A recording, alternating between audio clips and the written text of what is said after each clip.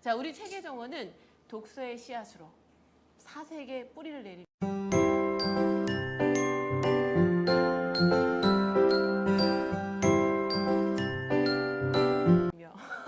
자의 열매를 맺히는 책의 정원, 우선 가드너 조경희 인사드리겠습니다. 네. 자, 우리 많은 분들이 마음으로 참석을 해주셨습니다, 지금.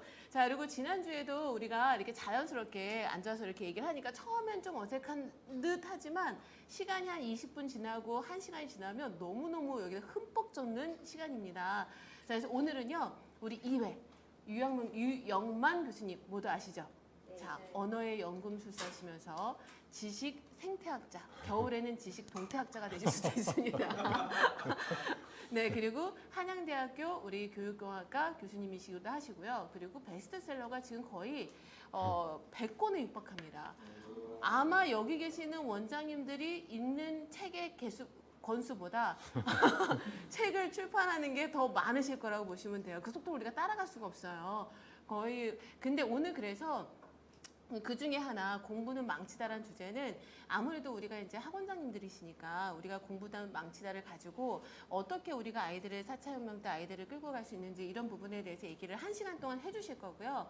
근데 제가 좀 욕심을 부렸어요, 교수님한테. 공부는 망치다 말고 너무 좋은 책들이 많거든요. 근데 그 책 한 권 한 권에 맞는 우리가 인사이트를 받아갈 수 있는데 이거 하나만 얘기하기는 좀 아닌 것 같아서 제가 다른 책, 2부 때는 토크쇼를 그냥 얘기하는 게 아니라 아예 그 책 4권이나 제가 부탁을 드렸습니다. 아마 오늘 영혼을 쭉 빨리시지 않을까 싶어요. 길을 쭉 빨리실 것 같은데 그래서 그 책에 맞는 내용을 우리가 2부 때 PPT와 함께 해가지고 진행을 할 겁니다. 자, 그래서 오늘 먼저 첫 번째 공부는 망치다는 1시간 동안 우리 교수님께서 진행을 해주실 거니까요. 우리 원장님들의 마음속과 머리를 망치질 부탁드립니다. 네. 네, 우리 하시는 원장님이 하시는 일들이 우리 아이들 공부하는 거에 대한 관여되는 일을 하시는 거잖아요. 그래서 제가 오늘 공부에 대한 주제를 가지고 예전에는 공부를 이렇게 했었는데 앞으로는 이 공부를 좀 이렇게 했으면 좋겠다. 그래서 제가 제목도 아예 4차 산업혁명 시대 공부의 패러다임을 바꿔라 이런 이야기를 해볼까 합니다. 여러분 패러다임 그러면은 어렵게 생각하지 마시고 세상을 바라보는 안경이라고 생각하시면 돼요.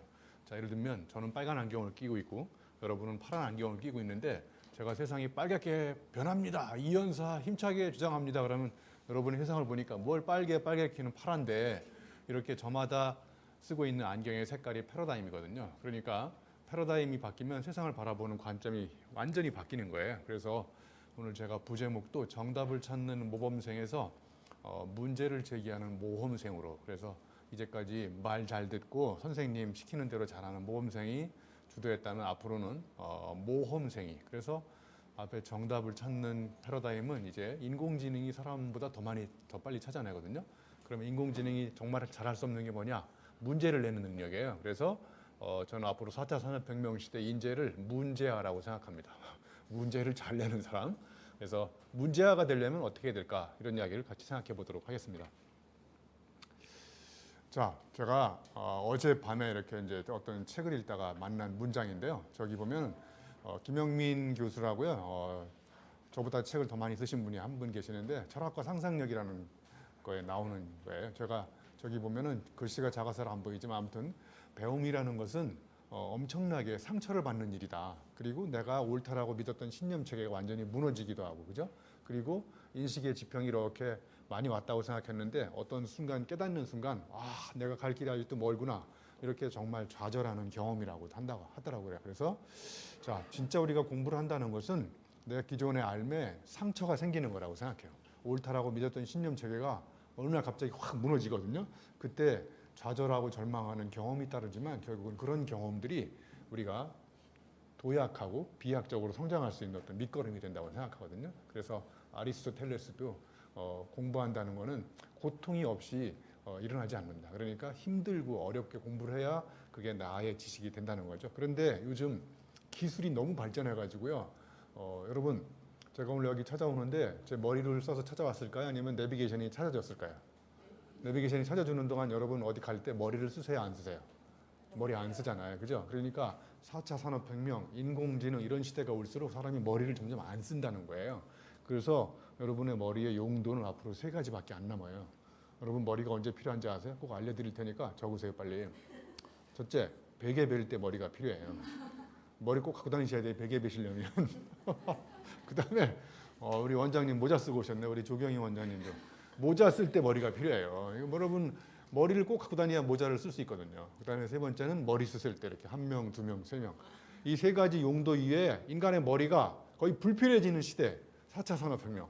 인공지능 시대라는 거예요. 그러니까 복잡하고 힘들고 어렵고 이런 걸 다 기계한테 맡겨놓고 사람은 그때 머리를 안 쓰니까 용불용설에 의해서 머리가 점점 불필요해지는 시대예요. 그래서 오늘 제가 중요한 결론부터 얘기하면 공부라는 거는 육체 노동이라고 생각해요. 내가 막 나가서 몸을 던져가지고 어제와 다르게 힘들게 문제도 풀어내고 이렇게 어제와 다르게 머리를 쓰고 몸을 써야 그 결과로 내 몸에 각인되는 게 저는 지혜라고 생각해요.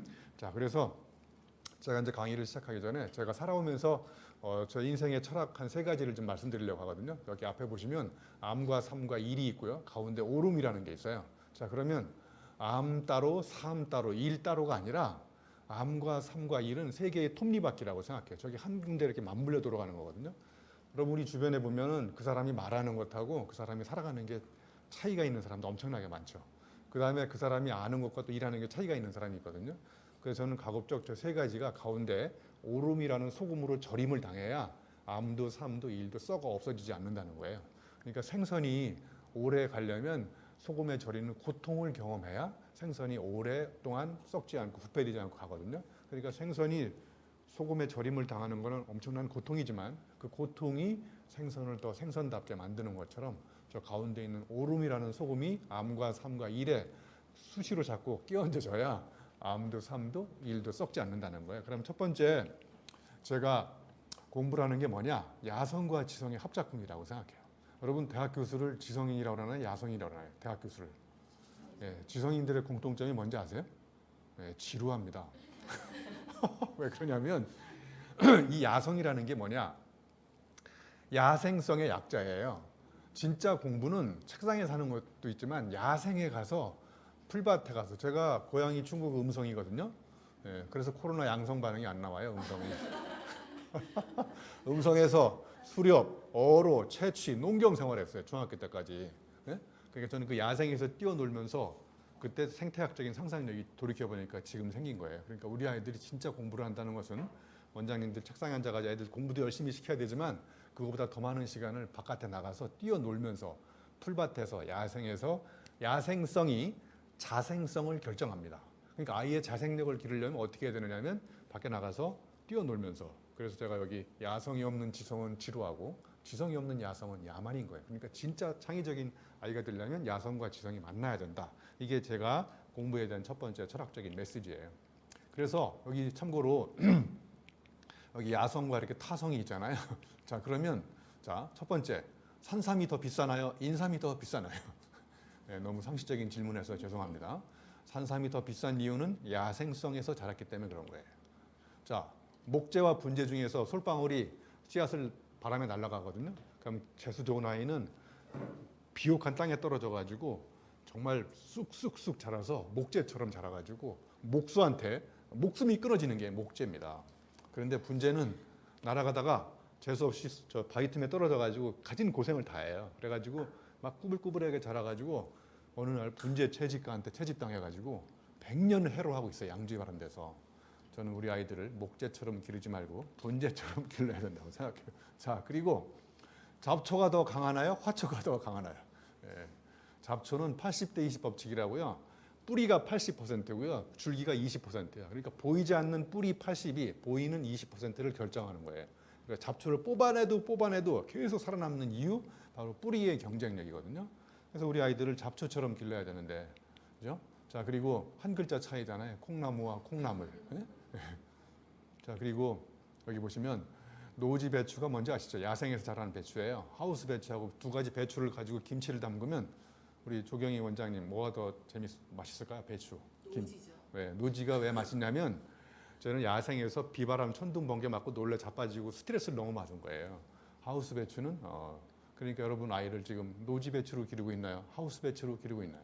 예. 예. 그리고 여기 보면 사육한 닭 있잖아요. A4용지 한 장도 안 되는 닭에서 갇혀가지고 밥 먹고 갈라고 밥 먹고 애는 조루 인플루엔자에 걸리지만 야생에서 베토벤 교향곡 듣고 놀아난 닭들은 절대로 병에 걸리지 않아요.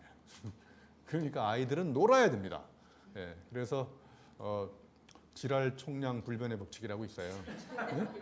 어렸을 때 지랄을 많이 떨고 노는 아이들은 어른이 돼가지고 지랄을 안 하는데 아이 때 놀지 못하고 지랄을 못하는 아이들은 어른이 돼가지고 지랄을 하는 거예요. 너무 언어가 지금 과격해서 죄송합니다. 이게 제가 이렇게 야생에서 자라서 이렇게 된 거예요. 자, 여기 저 무등산 수박이 달콤하다는 거예요. 더 다른 수박에 비해서 당도가 높대요. 왜 그런지 아세요? 얘가 경사지에서 자라가지고 안 굴러 떨어지고 막 온갖 신경을 쓰고 스트레스를 너무 받은 거야, 얘가. 스트레스가 당도로 연결돼서 이 스트레스 받은 걸 영어로 쓰면 스트레스 트가 되잖아요. 이걸 거꾸로 뒤집으면 정확히 디저트가 돼요.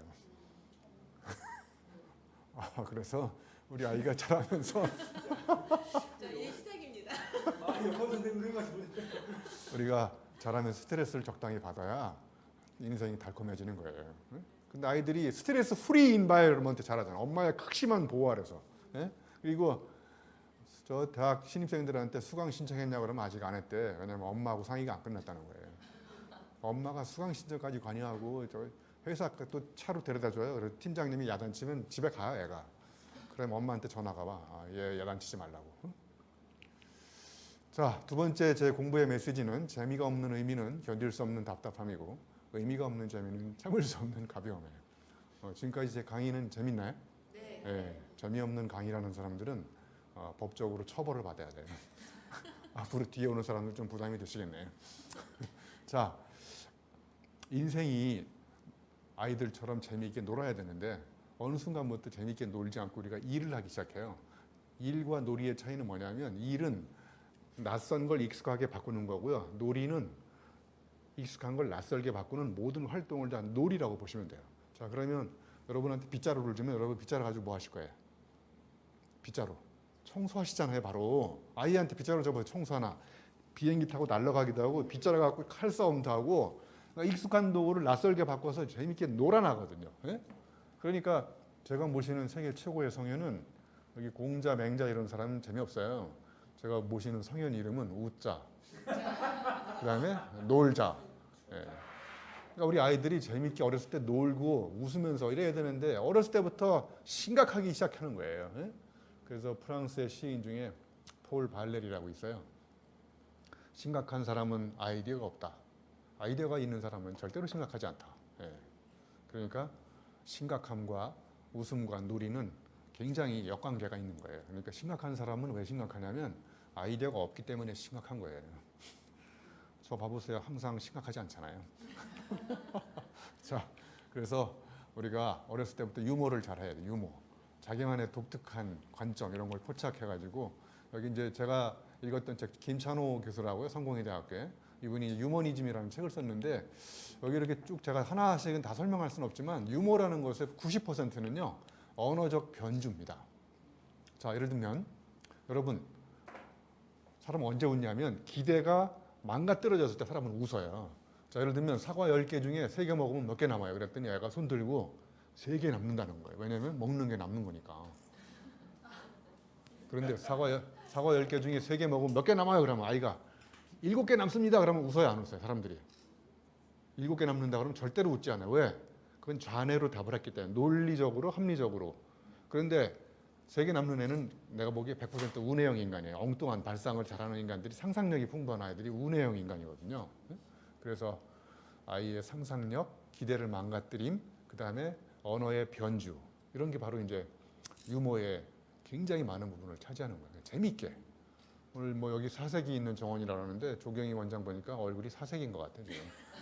네. 사색을 별로 안 해가지고 얼굴이 사색이 되는 거예요. 이런 게 이제 언어적 변주라는 거죠. 자, 여기 대학 교수가 3분이 있어요. 어려운 이야기를 무척 어렵게 설명하는 사람, 평범한 교수. 황당한 교수는 뭐냐? 맨 밑에 보시면 쉬운 이야기를 아무도 못 알아듣게 횡설수설하는 사람. 저 오른쪽 상단에 보시면 어려운 이야기를 쉽게 풀어 설득하는 보기 드문 교수가 있어요. 자, 그래서 이제 세 번째 제가 공부에 대한 메시지는요. 개념과 체험에 대한 이야기인데 개념과 체험이 만나야 창의성이 풍부하게 싹이 트거든요. 개념은 어디서 습득하느냐? 이렇게 책을 읽어서 습득을 하는 거고요. 체험은 나가 행동하는 거거든요. 근데 우리 사회에는 두 가지 부류의 사람이 있어요. 첫 번째, 개념은 있는데 체험이 없는 사람. 자, 그럼 책상에서 공부를 열심히 해가지고 어마어마한 개념을 갖고 있는데 해본 게 없어요. 그럼 그 사람 이야기 들으면 재미가 없는 이유가 자기 체험적인 틀로 해석해낸 게 없기 때문에 그런 거예요. 근데 어떤 사람은 체험은 엄청나게 많은데 또 개념이 없는 사람이 있어요. 책을 안 읽어가지고. 그러면 자기가 체험한 거를 낯선 언어로 색다르게 재밌게 표현할 수 있는 언어가 부실하니까 재미가 없는 거예요. 그것도. 그래서 우리 아이가 창의적인 인간이 되려면 개념과 체험을 융복합시켜야 돼요. 그래서 제가 개념이 없는 체험은 위험하고 체험이 없는 개념은 관념인 거예요. 여기 오신 분들 보니까 개념이 없어 보여요, 좀. 예? 여러분, 병마개와 병뚜껑은 어떤 차이가 있을까요? 어떤 걸 마개라고 그러고 어떤 걸 뚜껑이라고 그래요. 그럼 여러분들 화가 날 때 뚜껑이 열려요? 마개가 열려요? 화날 때 뚜껑이 열리잖아요. 이렇게 뚜껑은 겉표면만 둘러싸고 있는 게 뚜껑이거든요. 예? 마개는 와인처럼 안으로 들어가 있는 거, 코르크. 이게 마개예요. 예? 자, 그럼 방망이와 몽둥이는 어떤 차이가 있을까요? 어떤 걸 방망이라고 그러고 어떤 걸 몽둥이라고 할까요? 예, 개념이 없어 보이잖아요, 지금. 방망이는 야구방망이, 빨래방망이처럼 태어날 때부터 목적과 용도가 정해져 있어요. 몽둥이는 정해져 있지가 않아. 엄마가 급하면 이 세상의 모든 걸 다 몽둥이로 쓸 수가 있고 이것도 몽둥이고 다. 예. 한국 사람들인데 한국말을 구분을 못하고 계시잖아요, 지금. 응? 어차피 개념이 없는 인간으로 판명이 됐기 때문에 하나만 더 해볼게요. 엉덩이와 궁둥이는 어떤 차이가 있을까요? 여러분이 이제 의자에 앉았을 때 의자하고 내 살이 닿는 접촉 부위를 궁둥이라고 그러고요. 의자에 안 닿는 허리부터 허벅지 중간까지 나머지 안 닿는 부위를 엉덩이라고 하는 거예요. 처음 하셨죠? 예, 그러면 주사는 엉덩이에 맞을까요? 궁둥이에 맞을까요? 주사. 그건 아무데나 맞아도 돼, 그런 거. 그런 걸 고민하고 계세요. 자, 경험이 왜 중요하냐? 지식 채널 동영상에 이런 말이 있어요. 경험은 안주인이다. 이런 말이 나와요. 세상이 타락했다. 잡것들이 너나 할 것 없이 책을 내려고 한다. 그래서 잡것들 하나씩 소개시켜줘요. 포경선 선언, 허먼 멜빌. 포경선 선언 경험 가지고 책을 쓴 거예요. 저 프란츠 카프카 우체국 직원이었어요. 낮에는 노동을 하고 밤에는 노동한 체험을 가지고 책을 쓴 거예요. 여기 주원 고시 다니엘 호슨 정말 어렸을 때 부모님을 여의었고 우체국 세관원이었어요. 또 예를 들면 올리버 트위스트, 찰스 디킨도 마찬가지고 다 이렇게 잡다한 경험을 한 사람들이 세계적인 명작을 쓰는 거예요. 그래서 마지막에 이렇게 바뀌어요. 잡것들이 아니고서야 누가 책을 내랴. 네? 잡것들이 싹 지워지면서 작가들로 바뀌는 거예요. 그러니까 우리 아이가 상상력이 풍부한 글을 쓰려면 어떻게 해야 되느냐. 첫 번째, 나가서 잡다한 경험을 많이 해야 되는 거예요. 그럼 두 번째, 말씀드렸죠. 잡다한 경험이 아무리 많아도 표현할 수 있는 언어가 부실하면 내 경험을 창의적으로 표현할 수가 없는 거죠. 그러니까 두 가지 개념과 체험이 만나야 된다.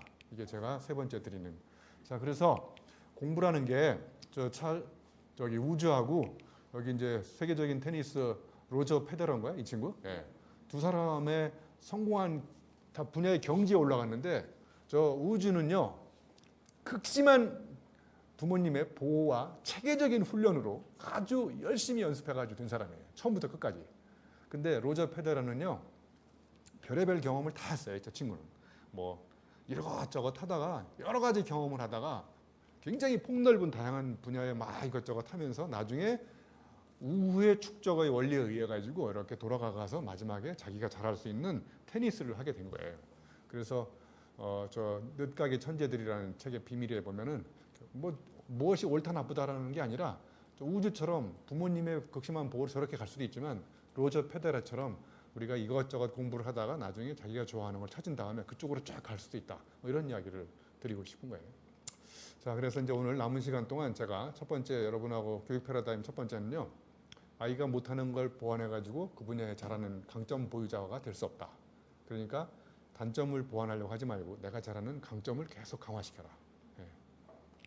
자, 그리고 아까 말씀드렸듯이 제목에도 문제를 해결하는 패러다임에서 문제를 내는 능력을 길러주자. 그래서 제가 우리 4학년들한테 기말고사 문제를 아이들한테 직접 출제를 시켜요. 문제 내는 능력을 길러주고 오려고요. 그리고 저기 방법을 전달하는 게 아니라 방향을 탐색하게. 예? 그러니까 너무 구체적인 방법을 하나하나씩 다 가르치면 방법이라는 약을 계속 먹은 아이는 결정적인 순간에 자기 스스로 방향을 찾을 수 없는 절름발이 아이가 될 수도 있다. 자, 그 다음에 네 번째는요. 사전 계획과 이런 너무 철저하게 계획 세우다가 그렇게 하지 말고 일단 시작을 해서 가다 보면 우연히 깨닫는 경우가 더 많이 있을 수 있잖아요. 저는 제가 공부한 걸 보면요. 우연히 깨달은 게 너무 많아요. 우연히. 자, 그리고 이제 좀 어려운 용어일 수도 있지만 지행일치가 아니라 지행합일로 가야 된다. 지행일치는 뭐냐면 많이 알면 아는 대로 행동할 수 있다는 건데 여러분도 생각해 보세요. 책상에서 공부 열심히 해가지고 많이 아는 사람이 아는 만큼 나가서 행동하지 않거든요. 그거는 교육을 잘못 시켰기 때문에 그런 거예요. 진짜 공부는 행하면서 배우는 거예요. 그러니까 지와 행은 두 가지가 아니라 하나로 일치하게 가르쳐야 된다. 그리고 이제 마지막은 너무 목표 달성하는데 목숨 걸지 말고 목표 달성하는 과정에서 인생에서 내가 왜 태어났는지를 깨닫는 각성 사건을 경험하게 해야 된다. 각성 사건은 쉽게 얘기하면 이런 거예요. 내가 태어난 날이 두 날이 있어요. 첫째는 엄마 뱃속에서 태어난 날. 이게 내 생일이에요. 두 번째 태어난 날은 언제냐? 내가 왜 살아야 되는지, 내 인생의 의미가 뭔지, 어떻게 하면 내 인생을 재밌게 행복하게 살 수 있는지를 크게 깨닫는 사건이 있는 날. 그날이 두 번째 생일. 그게 각성 사건이거든요. 예? 자, 그러면 제가 남은 시간 동안 하다가 1시간 정도 되면 남은 그냥 관두고요. 나머지는 책을 사보세요. 예. 자, 동물학교에 여러분 학원에 동물학교가 열렸어요. 그래서 첫날 교과목은 이제 여기 토끼하고 오리하고 참새가 첫날 입학을 했어요. 첫날 교과목은 이제 수영학이에요. 학원은 수영을 가르치는데 자, 수영은 누가 제일 신나게 배울까요?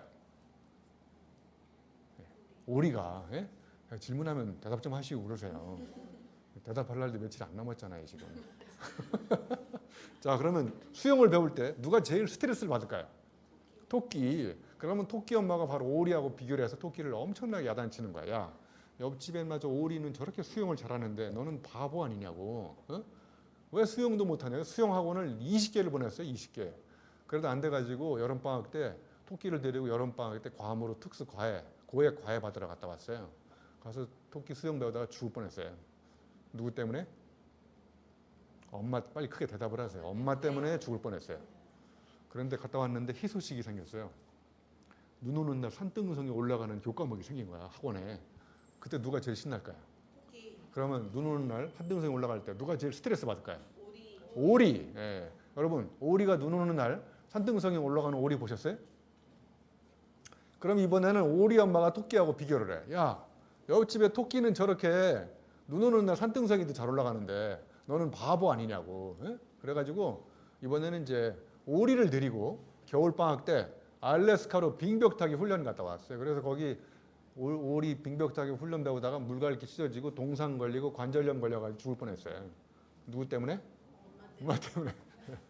그러니까 자연에 있는 모든 생명체들은 절대로 남하고 비교하지 않아요. 그런데 태어나서 죽을 때까지 남하고 비교하는 유일한 동물이 있는데 그 동물 이름이 뭔지 아세요? 사람이라는 동물이에요. 그래서 사람은 태어나서 죽을 때까지 계속 남하고 비교하다가 비참해지는 거예요. 그러니까 꼭 알아두세요. 비교하면 비참해져요. 그런데 남하고 비교하는 게 아니라 어제의 나와 비교하면 비상할 수 있어요. 어제의 나와 비교를 하는 거. 어제의 나. 어제 내가 했던 방식이 이런 거니까 어제하고 조금 다르게. 그래서 제가 드리고 싶은 메시지는 내가 잘할 수 있는 것을 자꾸 찾아서 어제와 다르게 해야 되지. 그죠? 자, 여러분 새끼라는 영화 보셨나요? 네, 한 3번씩 보셨잖아요. 새끼. 저기 보면 색으로 개가 무너지는 거예요. 자, 이걸 우리 공부를 해석을 하면 나만의 색깔로 공부를 하면 이 세상에 경계하는 마음들을 다 무너뜨릴 수 있다는 거예요. 저는 오늘 저가 살아왔던 삶의 색깔로 터득했던 것들을 저만의 색깔로 여러분한테 강의를 하는 거거든요. 여러분이 지금 유영만 교수의 메시지를 믿어야 될지 안 믿어야 될지 눈초리들이 다 경계하고 있잖아요. 저 경계하는 눈초리를 사정없이 무너뜨릴 수 있는 무기가 뭔지 아세요? 나만의 색깔이 있어야 되는 거예요. 그러면 제 강의 자료를 여러분한테 드리면 여러분도 저하고 똑같은 색깔로 강의를 할 수 있나요, 없나요? 할 수 없어요. 왜냐하면 저 자료에는 나만의 삶의 색깔이 묻어 있기 때문에 그런 거예요. 그러면 우리 아이들을 색다르게 가르쳐야 되는데 자꾸 남다르게 가르치려고 그래요. 남하고 다르게. 그러니까 저기 메시지가 써 있잖아요. 색달라지면 저절로 남달라지는데 왜 우리는 태어나서 죽을 때까지 남달라지려고 노력하다가 내 색깔이 없어졌어요. 내가 누구인지 몰라. 그러다가 죽는 거예요. 예? 그래서 독창성은 남다름이 아니라 색다름에서 나온다. 그러면 우리 원장님들이 해야 될 역할은 우리 아이들이 어떤 색깔을 갖고 있는지, 어떤 분야를 정말 잘하는지 그 분야 쪽으로 잘 박수 쳐주고 칭찬해주고 그쪽으로 아이를 길러주는 역할이 저는 필요하다고 생각해요. 그래서 여기 아름다움은 색다름이고 색다름은 나다움인 거예요. 동의어예요. 그러니까 아름다운 사람 봐보세요. 정말 색다르지 않습니까? 왜 색다른지 아세요? 나답게 살기 때문에 색다른 거예요. 그러니까 우리는 태어나서 죽을 때까지 남들처럼 살지 말고 나답게 살아야 되는 거죠. 응? 자, 여기 고스톱 잘 치시나요? 네. 네, 고스톱 칠 때 3점이 나면 스톱을 걸 수 있잖아요. 3점. 3점이 나는 방법은 여러 가지가 있어요. 자, 여기 사사구통이라고 써 있는데 사사구통이 뭐냐면 자, 띠, 5끝짜리를 띠라고 그러죠. 띠. 띠 몇 장 따야 1점이에요? 아, 띠. 껍데기 10장이고요. 띠는 5장. 아, 그다음에 10십짜리 5장. 그러니까 4, 4. 자, 띠 4장 땄으니까 1점이 안 되고 10십짜리 4장 땄으니까 1점이 안 되고 마지막에 9는 뭘까요? 9. 피 껍데기 몇 장 따야 1점이에요? 10장. 그럼 저 사람 9장 땄으니까 1점이 안 돼. 그럼 저 사람 총 몇 장을 딴 거예요? 17장을 땄잖아요. 4, 4, 9. 17장을 땄는데 점수가 몇 점이에요? 빵점. 옆에 사람 8광, 똥광, 3광, 광 3개 갖다 놓고 수덕 걸었어요. 그럼 게임에서 누가 이겨요? 3장 딴 사람이 17장 딴 사람을 이기는 거예요. 근데 지금 죄송하지만 우리 아이들이 17과목을 다 잘하려고 전 과목을 다 잘하는 공부 선수를 기르다가 공사 다 망하면 다 망하는 거예요. 아니 아이가 왜 공부 선수가 돼야 되냐고요. 저는 수학, 통계, 물리, 화학 이런 건 제 머리는 도대체 이해가 안 가요. 저는 어떤 걸 잘하느냐 이렇게 이빨 푸는 거, 인문학, 철학. 응? 네, 사람이 살아가는데 3가지 발이 필요해요. 이빨과 걸발. 또 마지막 발이 뭔지 아세요? 끝발. 이 발이 3가지가 안 되면 오리발을 내면 돼 나중에 오리발을 내요. 잠깐 엉뚱한 가로 갔는데 결국은 뭐냐? 내가 잘할 수 있는 쪽으로 초점을 맞춰가지고 그쪽으로 고스톱을 칠 때도 전략을 짜야 돼. 내가 잘할 수 있는 분. 이것저것 다 잘하려다가 장렬히 전사했잖아요. 군대용어로. 자, 문제 제기에서 문제 해결해서 문제 제기로. 그러니까 결론부터 얘기하면 정답을 찾는 인간을 자꾸 찾아가지고 얘기하다가 인공지능만도 못한 인간으로 전락할 수 있다. 그래서 질문에 대해서 공부를 해보는 게 가장 소중한 공부라고 생각해요. 그래서 제가 좋아하는 메리 올리버라는 미국 작가가 우주가 우리에게 준 2가지 선물이 있는데 하나는 사랑하는 힘, 또 하나는 질문하는 능력이래요. 근데 저는 모든 게 의심이 가거든요. 왜 사랑하는 힘과 질문하는 능력은 2가지 능력일까? 여러분 예전에 누군가 사랑할 때 질문이 많았어요, 적었어요? 사랑하는 사람에 대해서 많았잖아요, 그죠? 우리 원장님도 남편에 대해서 질문이 많았잖아요. 집에 잘 들어갔는지, 비 오는 날 우산을 갖고 출근했는지, 남편 집에 땅은 얼마나 되는지 뭐 이런 거 다 궁금했잖아요, 그죠? 그런데 어느 순간부터 질문이 없어졌잖아요.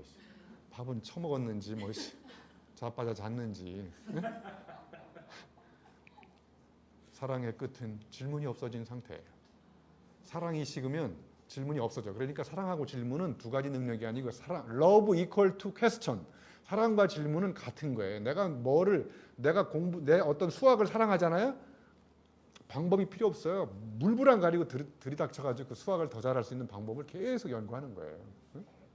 저는 수학을 싫어하기 때문에 사랑하지 않아요. 그러니까 질문이 없어지니까 그냥 외워가지고 어떻게 간신히 어떻게 한양대학교 잘못해가지고 갔잖아요. 여러분 질문을 드려볼게요. 당신은 직장인입니까? 장인입니까? 직장인과 장인의 차이는 직장인은 자기를 사랑하지 않아. 그러니까 질문이 없어졌어. 장인은 자기를 너무 사랑해. 그러니까 집에 안 가. 워라벨 주 50시간 제도가 필요 없어요. 일터가 놀이터야. 질문 던져놓고 막 재미있게 노는 거예요. 신나게. 네? 그럼 직장인과 장인을 더 쉽게 구분하는 방법은 이렇게 구분하면 돼요. 자, 여러분 여행을 떠나기 전날 여러분 다리가 떨리세요? 심장이 떨리세요? 여행을 떠나기 전날. 네. 자, 그러면 월요일 아침에 출근할 때는 다리가 떨리세요? 심장이 떨리세요? 이게 비정상이네요. 조경희 원장님. 네? 네. 아마 김무영 원장 저 대표님만 다 심장이 떨리고 나머지 월급쟁이들은 다 다리가 떨릴 거예요. 직장인이기 때문에. 그래서 심장 떠는 삶을 살려면 자기 일을 사랑해야 된다. 사랑은 혁명이다. 혁명. 사랑을 하면 불가능이 가능해지는 게 사랑이에요. 그리고 사랑을 하면 엄청난 궁금증이 생겨가지고 잠을 못 자는 거예요. 계속 질문을 던져놓고 더 잘하는 방법을 연구하는 거죠.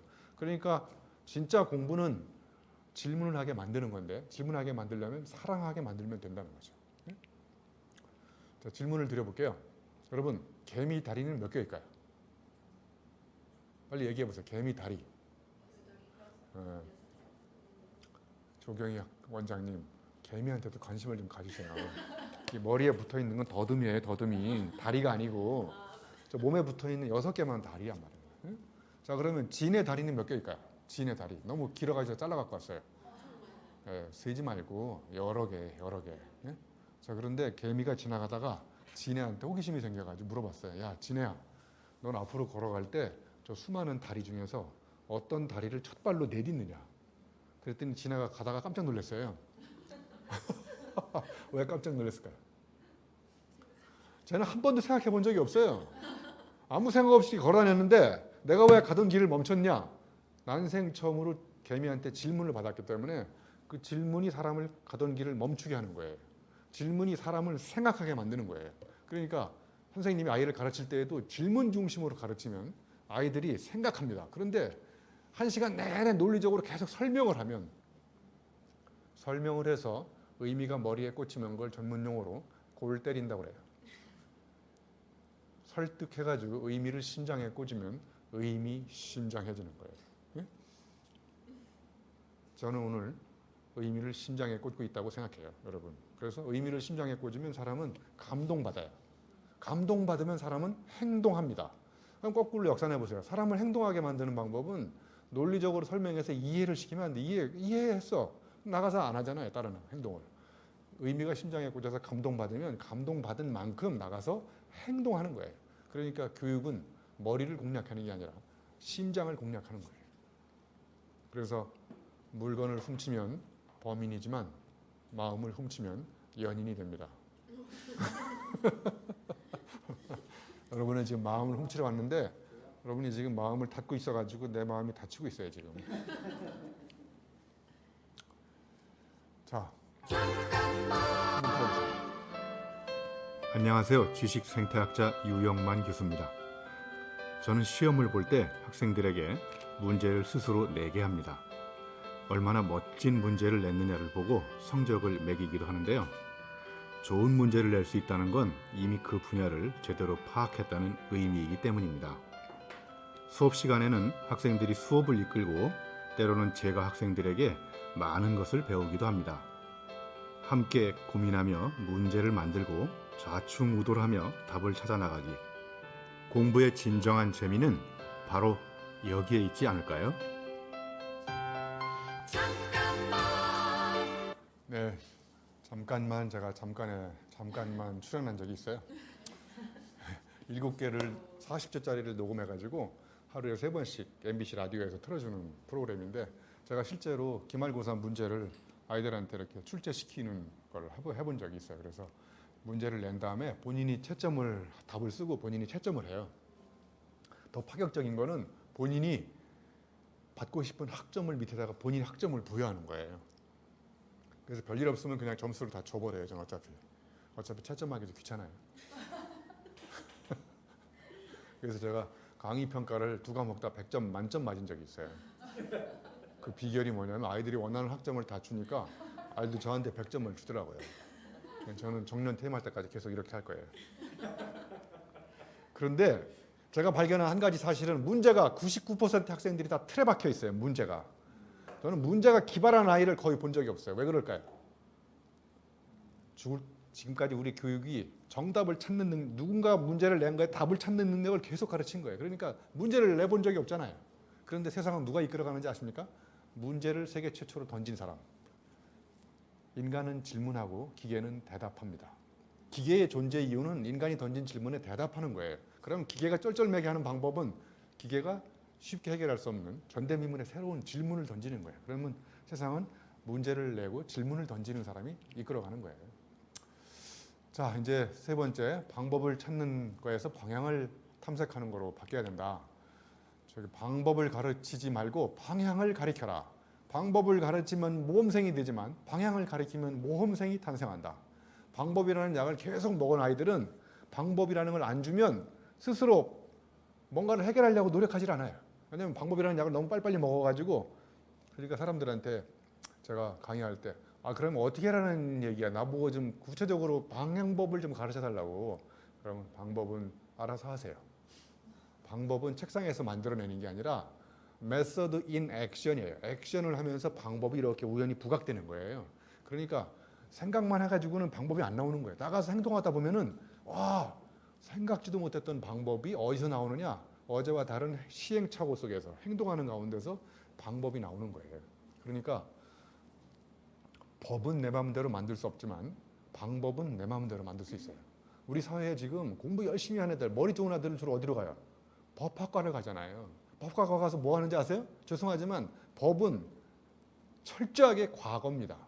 과거를 들이답하기 위해서 대한민국의 인재들이 법학과에 가요.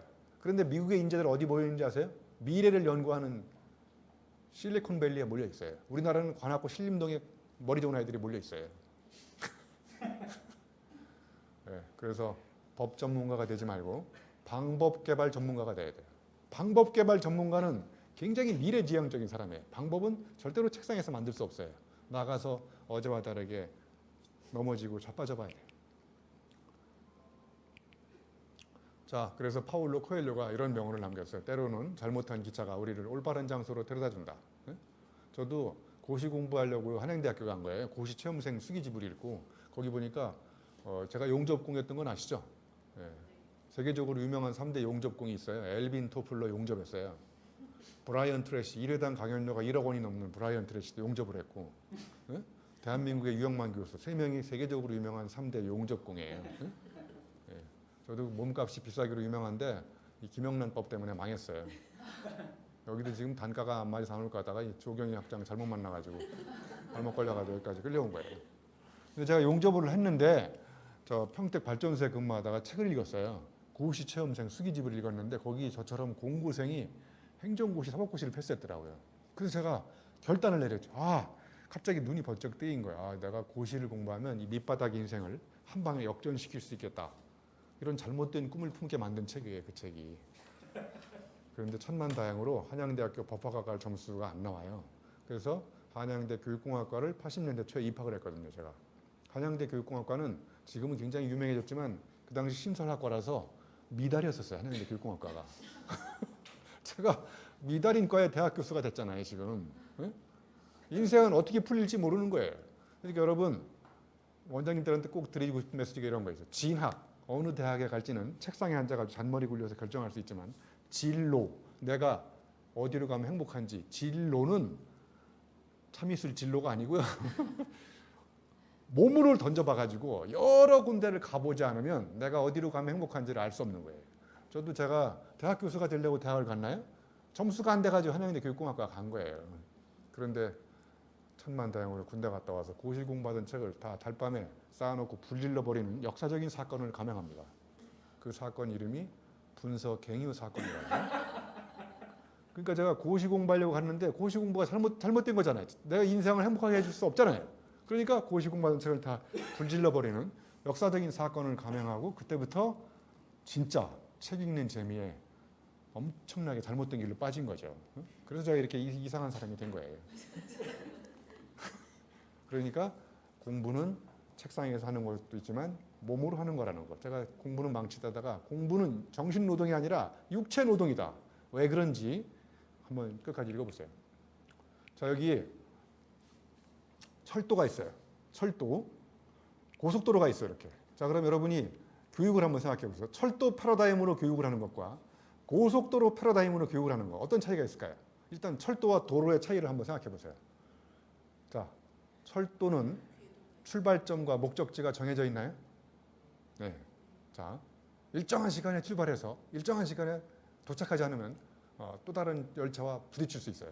자, 고속도로는 출발점은 있지만 가는 방향, 목적지까지 가는 데는 경부고속도로 타다가 차 막히면 뭐 중앙고속도로 타기도 하고 뭐 아무튼 이런 식으로. 그래서 출발지는 정해져 있지만 목적지는 정해져 있지 않다. 그러니까 공부를 시작할 때 목표가 딱 정해져 있어. 너는 여기로 가야 돼. 시작은 여기야. 이게 철도. 야, 여기 시작을 했는데 결과는 가다가 더 좋은 길이 있으면 갈 수도 있다. 근데 더 멋진 패러다임은 뭐냐? 오솔길 패러다임이에요. 자, 오솔길은 철도하고 고속도로하고 전혀 다르게 출발지도 정해져 있잖아요. 목적지도 정해져 있잖아요. 자, 그런데 고속도로와 오솔길의 치명적인 차이점. 고속도로 가다가 주말에 길이 막혀요. 그럼 어떻게 하실 거예요? 길이 막혔다. 정체. 어떻게 할 수 없는 방법이 없어요. 그냥 거기서 기다려야 돼. 예? 갓길로 가다가 이제 벌점 30점 맞고 갈 수도 있죠. 갓길이 오마이 갓, 신이 열어준 길이 갓길이라는 설이 있어요. 자, 그런데 저 오솔길은 가다 길 막히면 옆으로 세면 돼요. 얼마든지. 그리고 가다가 너무 아름다운 야생화를 들꽃 만났어. 와, 이걸 감상하면서 막 여기서 1시간 내내 하루 종일 노가리 풀어도 괜찮은 거예요. 제가 또 명태 새끼를 말린 걸 노가리라고 그러죠. 예, 제가 또 지식 노가리 학자예요. 지금 노가리 풀고 있잖아요. 그러니까 저 오솔길 패러다임은 시작도 끝도 없고 가다가 더 멋진 걸 만나면 그 친구가 같이 앉아가지고 어마어마한 걸 배울 수 있다는 거예요. 그러니까 완전히 저게 오솔길 패러다임은 일종의 이제 아나키스트라고 생각할 수도 있지만 우리 교육이 너무 짜여진 각본대로 아이들을 목적지까지 정해진 방향으로 정해진 방법을 가지고 데리고 가다가 아이들이 전혀 일탈할 수 있는 경험적 기회가 없다 보니까 이제 아이가 정상인이 되는 거죠. 정상인. 예? 여러분 저는 정상으로 보이나요? 비정상으로 보이나요? 비정상이에요. 저는 정상적인 대학 교수하고 밥을 안 먹어요. 밥맛이 없어요. 밥맛이. 저는 비정상이에요. 여러분 정상에 간 사람은 정상입니까? 정상에 간 사람은 하나같이 다 비정상이에요. 예? 여러분 정상에 가고 싶으면 정상적인 원장님들하고 밥을 먹지 마세요. 정상에 가기가 어려워져요. 정상적인 사람하고 어울리면. 여기에 동일성의 패러다임이라고 해요. 똑같은 게 반복되잖아요. 들레지 철학으로 얘기하면 동일성. 자, 그리고 다양성이 약간 존중돼. 고속도로는 시작과 그런데 오른쪽 봐보세요. 완전히 차이가 반복되는 거야. 차이. 어제와 다른 차이가 반복돼야지 동일한 게 계속 반복되면은 재미도 없고 지루한 거잖아요. 자, 여기 코끼리부터 시작해서 원숭이, 개, 뭐 별의별 다가 다 있어요. 저 아이들을 다 나무 위에 올라가는 시험을 보면 표준화된 테스트로 나무 위에 저 친구들이 다 나무 위에 잘 올라갈 필요는 없잖아요, 그죠? 코끼리가 나무 위에 못 올라가는 아이를 잡아가지고 또 코끼리 위에 올려가지고 막 코 부러지고 다 하고 막. 예? 그러니까 우리가 다 같이 동일한 잣대를 가지고 동일한 능력으로 동일한 테스트를 해가지고 망할 수도 있다. 자, 이제 계획을 너무 중요시하는 것도 필요하지만 우연히 깨닫는 게 중요하다. 리스본에 야간 열차분 이런 말이 나오죠. 우리 인생의 진정한 감독은 우연이다. 너무 멋진 말 하네. 예. 여러분하고 저도 오늘 우연히 만났잖아요. 어떤 일이 벌어질지 몰라요. 우연히 만나면. 예? 우연히 제가 책을 읽었잖아요. 그 우연히 읽었던 책이 제 인생을 바꾼 거거든요. 그러니까 저는 책도요, 누가 추천해주는 책보다 서점에 가서 누워있는 책을 우연히 보는데 그게 나를 확 빨아들이는 경우가 있거든요. 그런 말을 해요. 내가 책을 선택하는 게 아니라 책이 나를 선택한다는 거예요. 야, 너 잘 왔다. 나 좀 빨리 집에 데려가서 읽어라. 그 책을 읽는 순간 운명이 바뀌고 사람의 생각이 혁명적으로 바뀔 수도 있다는 거예요. 그런데 우리 교육은 우연을 죽여버립니다. 우연히 싹 틀 자리를 아예 없애버려요. 철저한 계획. 그러니까 철저한 모범생이 탄생하는 거죠. 제가 지하철에서 우연히 사고 당한 경우를 하나 말씀드릴게요. 여러분 지하철을 타면 첫 번째 취하시는 동작이 빈자리가 있나 없나 확인하시죠. 들어가자마자. 빈자리가 없으면 금방 내릴 것 같은 사람 앞에 가서 서 있잖아요. 금방 내릴지 안 내릴지는 머리로 알미 와요, 가슴으로 느낌이 와요. 느낌이 오잖아요. 이게 굉장히 중요한 사실이에요. 공부를 한다는 것은 머리로 하는 것보다는요, 느낌으로 하는 게 굉장히 중요한 거예요. 느낌. 느낌이 왔을 때 이게 머리로 올라가서 알미 생기는 거예요. 우선순위가 느낌이 먼저입니다. 필링이. 그리고 느낌이 올라가서 노잉, 알미 생기는 거예요. 결혼하실 때 이번에 사모님 만났을 때 느낌이 와서 결혼하신 거잖아요. 그죠? 근데 느낌이 잘못 왔다는 게 좀 뒤늦게 들어서 이제 문제가 생길 수도 있잖아요. 자, 그래서 제가 보니까 이분이 내릴 것 같아서 느낌이 왔어요. 그래서 이분 앞에 제가 서 있었는데 이분이 진짜 다음 역에 내렸어요. 응? 그래서 제가 이제 빠른 속도로 자리를 차지하려고 하는데 정말 생각지도 못한 사고가 났어. 자리 잡기 실패했어요. 아니 이 빈자리를 저보다 더 빠른 속도로 차지하는 사람이 나타났다니까요. 그래서 제가 자리 잡기에 실패했어요. 어떤 일이 발생했을까요? 자, 이분이 내리니까 옆에 있는 사람이 제가 앉으려고 하는 저보다 더 빠른 옆으로 잽싸게 자리를 옮기더라고요. 그리고 이분 앞에 있는 자기 친구를 자기 자리에 앉히고 자기는 잽싸게 자리를 옮기고 정말 이런 생각지도 못한 사고를 당해가지고 자리 잡기에 실패했잖아요. 응? 자, 인간이 이렇게 한 번 사고 당하면요, 응? 똑같은 사고를 반복하지 않기 위해서는 자세를 바꿔야 돼요. 태도를, 행동을. 자, 이렇게 똑바로 서 있으면 또 실패하기 때문에 두 번 다시 실패를 안 하려면 어떻게 해야 될까요? 양다리 걸치는 거죠. 이렇게 두 사람 사이에서 이렇게 양다리. 아니면 이 상태에서 약간 사선으로서 이분이 어느 0.1초라도 내가 더 빨리 앉아야 되니까 이런 행동의 변화가 온 것은 책상에서 열심히 공부해가지고는 절대로 할 수 없는 거예요. 나가서 당해봐야 되는 거예요. 응? 자, 읽어보세요 이거. 네, 저의 굉장히 중요한 철학이에요. 저는 이제까지 사건 사고를 엄청나게 당했거든요. 사고 당하면 사고가 바뀝니다. 굉장히 중요한 메시지예요. 여러분, 사람들의 사고가 바뀌는 거는 앉아가지고 머리 굴려가지고 사고가 바뀌는 경우가 거의 없어요. 나가서 사고 당해야 돼요. 내가 사고 당했으니까 이런 놀라운 행동 변화가 오는 거잖아요. 자, 아장스망이라는 철학자, 프랑스 철학자 중에 들레지라는 철학자가 있는데요. 아장스망이 뭐냐면 영어로 번역하면 어레인지먼트라는 뜻이에요. 배치. 그러면 결론부터 얘기하면 내가 어제와 다른 상황과 배치가 되면 낯선 마주침이 생겨요. 그럼 그때 깨우침이 생기는 거예요. 거꾸로 얘기하면 어제와 다른 깨우침을 얻으려면 어제와 다른 낯선 환경과 자꾸 마주쳐야 돼. 그래서 배치가 바뀌는 거예요.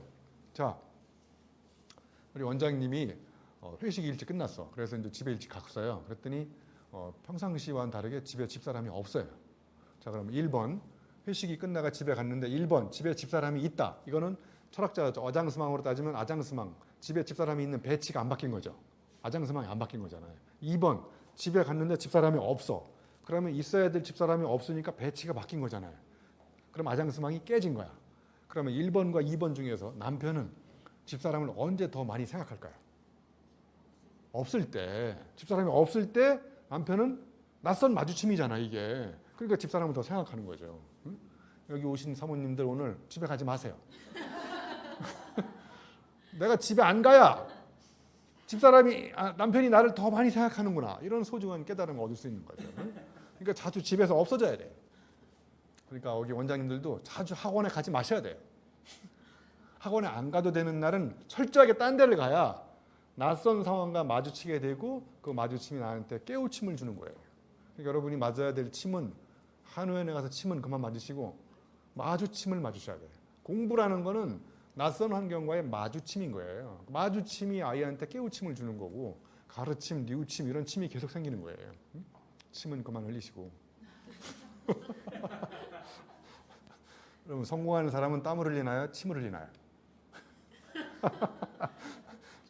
성공하는 사람은 땀을 흘리잖아요. 그러니까 공부도 땀을 흘리는 거예요. 앉아서 침 흘리면 안 되는 거예요. 그래서 여러분 1년 365일 중에서 가장 자주 가는 곳 두 군데 어디예요? 두 군데. 한번 얘기해 보세요. 아침에 일어나서 학원 가시죠. 저녁에 어디 가세요? 집에. 그러니까 이렇게 되신 거예요 지금. 학원 갔다 집에 갔다 집에 갔다 학원 갔다. 그러니까 자주 집에 가지 마시고 안 가도 되는 날은 자주 학원에 가시지 말아야 낯선 마주침이 생긴다는 거예요. 자, 이제 마지막으로 지행일치 지행 마지막이 아닌가? 다섯 번째인데. 그러면 시간이 지금 한 10분 남았는데요. 자, 제가 막걸리에 대한 예를 들어볼게요. 막걸리 그러면 퍼뜩 떠오르는 단어 막걸리 주로 언제 땡기세요? 막걸리 땡기는 날. 비 오는 날, 그죠? 그다음에 막걸리 옆에 안주가 항상 뭐가 붙어 있어요? 막걸리 옆에 파전. 그러니까 막걸리 옆에 배치가 파전이 붙어 아장스망이 안 바뀐 거예요, 그죠? 막걸리 비 오는 날 붙어 있잖아요. 막걸리 주로 어디 다녀오다가 드세요? 산에. 여러분의 상상력 이 모양 이 꼴이에요 지금. 예? 막걸리 생각해버렸더니 지금 비 오는 날 등산 갔다 와서 파전 먹고 트림 나온 거밖에 상상이 안 돼. 왜 그러느냐? 여러분이 막걸리에 대한 아장스망이 안 바뀌었기 때문에 그런 거예요. 그러니까 막걸리를 비 오는 날에 배치하지 마시고 막걸리를 새벽에 배치해요. 새벽에. 일어나서 빈속에 한 3병 마시는 거야. 그래서 취해가지고 학원을 못 갔던 이런 아픔이 있으면 세계 최초로 막걸리와 새벽이 연결되기 시작하는 거예요. 이때 막걸리와 새벽이 연결돼서 세계 최초의 글을 쓸 수 있는 상상력이 생기는 거예요. 네? 그러니까 막걸리를 새벽에. 자, 이제 5번째 제가 생각하는 공부의 패러다임은 지행일치가 아니고 지행합일이에요. 이 지행일치는 자, 왼쪽에 한번 봐보세요. 노동으로서의 공부가 있고요. 오른쪽에 놀이로서의 공부가 있어요. 그러면 두 번째 줄에 논어에 보면요. 위인지학과 위기지학이 있어요. 위인지학이 뭔지 아세요? 내가 하기 싫은데 부모님이나 선생님한테 잘 보이기 위해서 억지로 하는 공부, 노동을 하는 공부야. 그거에 반해서 위기지학은 누구 신경 안 쓰고 자기가 재미있어서 빠져서 막 재미있게 하는 거예요. 네?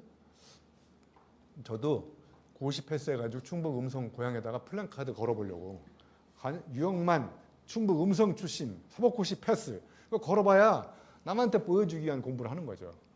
그래서 우리 아이들이 왜 불행하냐면 저 왼쪽 공부로 패러다임으로 공부하기 때문에 그런 거예요. 근데 오른쪽은 자기가 하면 재미있는 공부를 신나게 누구를 위해 사는 게 아니라 나를 위해 사는 거예요. 그러니까 왼쪽은 지행일치의 공부인 거예요. 내가 공부를 해가지고 열심히 공부를 한 만큼 나가서 실천하는. 그러니까 너는 왜 아는 대로 행동 안 해? 이것도 잘못된 지적입니다. 아는 대로 행동할 수 없는 거예요. 사실은 행동할 수도 있지만. 그런데 오른쪽은 지행합일이에요. 아는 게 공부하는 게 사는 거고 사는 게 공부하는 거고. 예? 저도 1년 360을 계속 놀고 있잖아요. 여기 와서 지금 놀고 있잖아요. 여러분하고 같이. 예? 노는데도 또 뭐 쥐꼬리만한 강사료도 주긴 하지만 제가 또 재밌게 책을 썼는데 제가 술 먹고 있는데 누가 제 책을 사잖아요. 여러분이 샀잖아요 지금. 통장에 인쇄도 들어오고 저는 재밌게 술 먹고 있는데 그러니까 진짜 프로들은 놀이와 일과 공부 이런 것들이 따로 떨어져 있지 않고 하나로 붙어 있는 거예요. 이게 지행합일인 거거든요. 제가 한때 드럼을 쳤었거든요. 드럼. 근데 드럼을 치려고 제가 몸도 만들었었거든요. 사람들이 드럼을 연주하는 걸 보러 오지 않고 제 팔뚝 근육을 보러 오더라고요. 그래서 팔뚝 근육도 엄청나게 단련했었어요. 그런데 항상 드럼을 연주하기 전날 다리가 떨려요. 어디 1000명 놓고 강의할 때는 심장이 떨리고 그래서 저는 생각해보니까 음치예요. 저는 박치고 그래서 제가 악보를 외워가지고 3년 동안 드럼을 쳤거든요. 그래서 다리 떨리는 일을 때려치우고 이렇게 공연은 때려치우고 강연을 하면서 살아야 되겠다. 강연할 때는 심장이 떨리거든요. 공연하기 전날은 항상 다리가 떨리고 그래서 드럼을 때려치운 거예요. 공부는 다리가 떨리는 일을 그만두고 심장이 떨리는 일을 찾아가는 과정이다.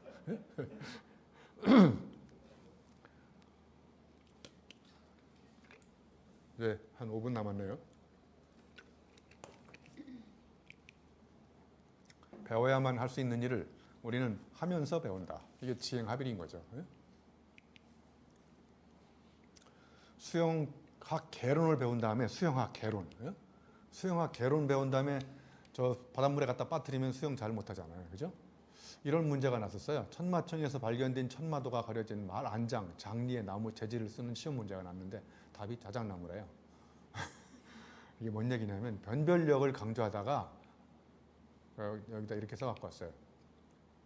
변별력을 강조할수록 세상과 결별하고 생활과 작별하며 동료와 이별하고 쓸모와 사별하는 교육으로 전락하는 거예요.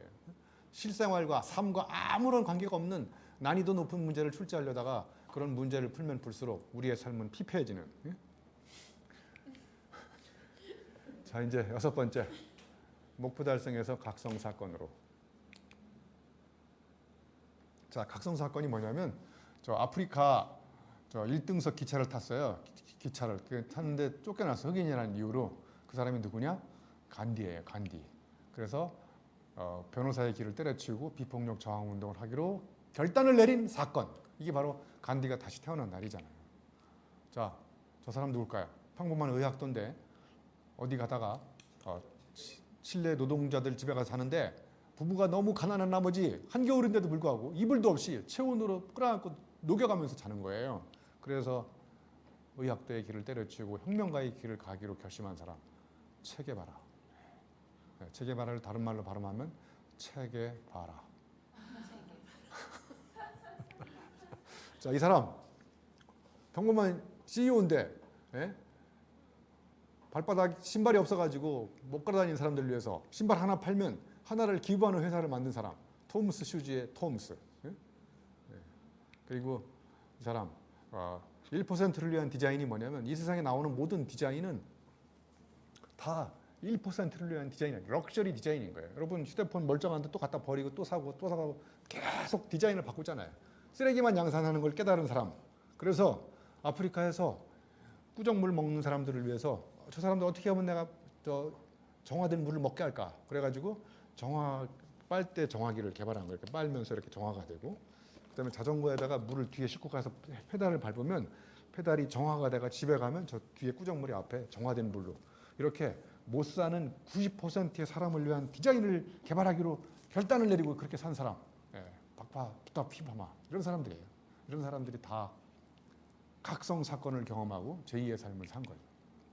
그래서 마크 트웨인이 인생에서 제일 중요한 두 날, 아까 말씀드렸듯이 태어난 날과 내가 왜 태어났는지 이유를 깨닫는 날, 이게 바로 마크 트웨인이 이야기하는 각성 사건인 거죠.